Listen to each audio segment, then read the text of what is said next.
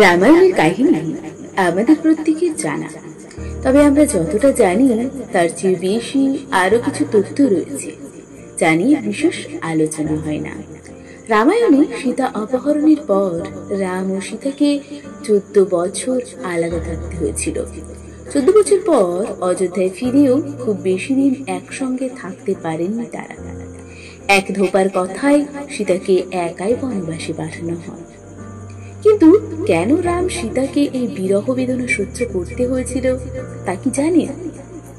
জানা যায় এক টিয়া পাখির অভিশাপের কারণে রাম সীতাকে লঙ্কা থেকে ফিরেও একা থাকতে হয়। কি ছিল সেই কাহিনী? চলুন দেখে নেওয়া যাক ভিডিওটির মাধ্যমে। পৌরাণিক কাহিনী থেকে জানা যায়, ছোটবেলায় সীতা নিজের বান্ধবীদের সঙ্গে বাগানে খেলছিল। তখনই টিয়া পাখির এক জুটির দিকে তার নজর যায়। পুরুষ ও স্ত্রী টিয়া পাখি পরস্পরের সঙ্গে কথা বলছিলেন। সীতা লুকিয়ে তাদের কথা শুনতে শুরু করেন।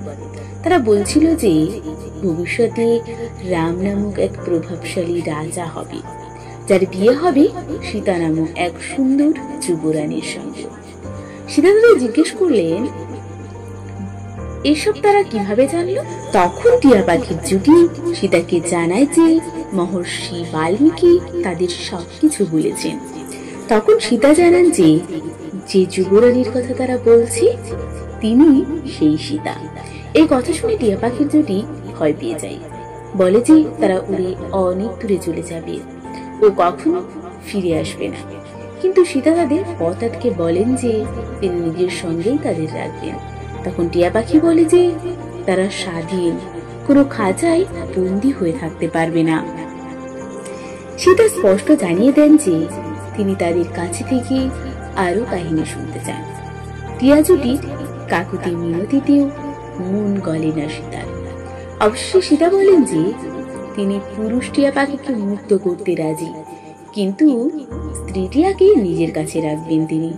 তখন পুরুষ টিয়া জানায় যে তারা স্ত্রী গর্ভবতী, তাই সীতা যেন তাকে আটকে না রাখে, দুজনকে একসঙ্গে থাকতে দেয়। সীতা তাদের কোনো কথায় কান দেন না। পুরুষ টিয়াকে ছেড়ে দিলেও স্ত্রী টিয়াটিকে তিনি ছাড়লেন না। নিজের সঙ্গে রাজপ্রাসাদের খাঁচায় বন্দি করে রাখলেন।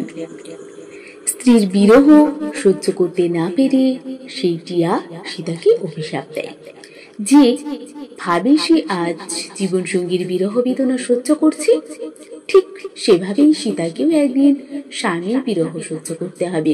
কিছুদিনের মধ্যে পুরুষ টিয়া নিজের প্রাণ ত্যাগ করেন। এই কথা শোনার পর সীতা অত্যন্ত কষ্ট পান। এই অভিশাপের কারণে লঙ্কা থেকে ফিরেও সীতাকে মহর্ষি বাল্মীকির আশ্রমে থাকতে হয়। উল্লেখ্য, 14 বছরের বনবাস সমাপ্ত করে রাবণ বধের পর সীতাকে লঙ্কা থেকে উদ্ধার করে অযোধ্যায় ফেরেন রাম। তারপর এক ধোপা সীতার পবিত্রতায় প্রশ্ন তোলেন। রাজসভায় সীতার নিন্দা করেন সেই ধোপা। প্রজার কথাকে গুরুত্ব দিয়ে সীতাকে রাজপ্রাসাদ থেকে বেরিয়ে গিয়ে জঙ্গলে বাস করার আদেশ দেন। এই সময়ে সীতা গর্ভবতী ছিলেন। মহর্ষি বাল্মীকির আশ্রমে লব কুশের জন্ম দেন সীতা। কথিত আছে যে ধোপার অভিযোগে সীতাকে রাম থেকে আলাদা থাকতে হয়। সেই ধোপা হলেন পূর্বজন্মের সেই টিয়া পাখি।